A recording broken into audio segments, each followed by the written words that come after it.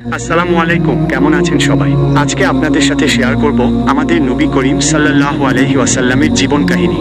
নবীজি সাল্লাল্লাহু আলাইহি ওয়াসাল্লামের জীবন শুরু থেকেই ছিল সংগ্রাম ও কষ্টের। তার জন্মের আগেই পিতা আব্দুল্লাহ ইন্তেকাল করেন। মাত্র 6 বছর বয়সে তিনি মাতা আমিনাকেও হারান। 8 বছর বয়সে তার প্রিয় দাদা আব্দুল মুত্তালিব মারা যান। এভাবে খুব অল্প বয়সেই তিনি এতিম হন এবং চরম প্রতিকূলতার সম্মুখীন হন। দাদার মৃত্যুর পর তিনি চাচা আবু তালিবের আশ্রয়ে লালিত পালিত হন। আবু তালিব ধনী ছিলেন না, তাই বালক মুহাম্মদ সাল্লাল্লাহু আলাইহি ওয়াসাল্লামকে শৈশবে মেষ চড়াতে হতো এবং পরে বাণিজ্যে যুক্ত হতে হয়।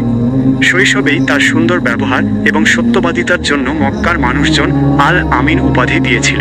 শৈশবকালটা অনেক কষ্ট নিয়ে কাটাতে হয় তার। তবে 40 বছর বয়সে নবুয়ত লাভের পর তার কষ্টের নতুন অধ্যায় শুরু হয়। মক্কার কুরাইশরা তার প্রচারিত এক আল্লাহর বাণীকে প্রত্যাখ্যান করে এবং তাকে উপহাস, তিরস্কার, পাগল, জাদুকর ও মিথ্যাবাদী ইত্যাদি অপবাদ দিতে থাকে। তাকে নামাজরত অবস্থায় সেজদার সময় উটে নাড়ি ভুঁড়ি চাপিয়ে দেওয়া হতো। তার পথে কাঁটা বিছিয়ে রাখা হতো।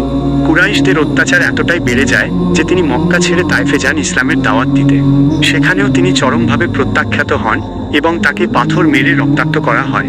এই দিনটিকে তিনি জীবনের সবচেয়ে কষ্টের দিন বলে উল্লেখ করেছেন। প্রথম দিকের ইসলাম গ্রহণকারীদের, বিশেষত যারা দুর্বল বা দাস ছিলেন, তাদের উপর অকথ্য নির্যাতন চালানো হয়। নবুয়তের 10ম বছরে তার প্রিয় ও সাহায্যকারী চাচা আবু তালিব এবং তার অত্যন্ত বিশ্বস্ত সহধর্মিণী হযরত খাদিজা রাদিয়াল্লাহু আনহা ইন্তেকাল করেন। এই দুই প্রিয়জন হারানোয় তিনি মারাত্মক মানসিক আঘাত পান।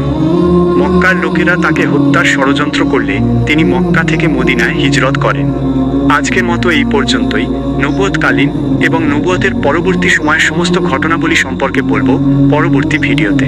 এজন্য সকলে চ্যানেলটি সাবস্ক্রাইব করে রাখুন যেন পরবর্তী ভিডিও খুব সহজেই পেয়ে যান। সকলে ভালো থাকবেন, সুস্থ থাকবেন। আসসালামু আলাইকুম।